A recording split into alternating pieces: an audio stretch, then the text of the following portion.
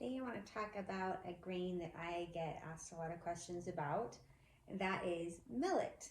Something that a lot of people haven't heard of, but it is a really great staple in my diet.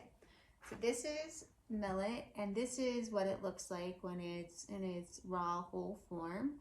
So just like little yellow round beads. And when it cooks up, it looks a little bit like brown rice, but it has a little bit of a corn taste, just a little bit, but more mild.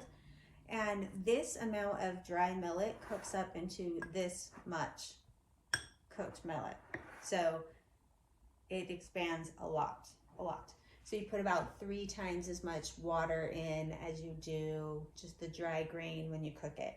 And I like to cook mine in an Instapot. You could also do it in a slow cooker. I really love it that way. You can cook it on the stovetop as well.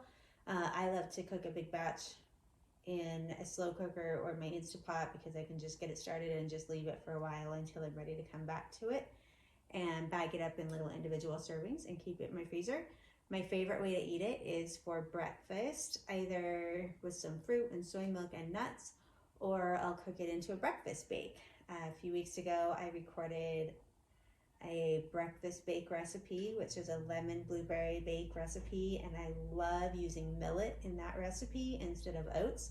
So if you want to go back and watch that video and see what that looks like, you can use millet that way, or also just eat it like you would oatmeal. If you wanted to, you could also use it just the same way that you do rice in any other meal.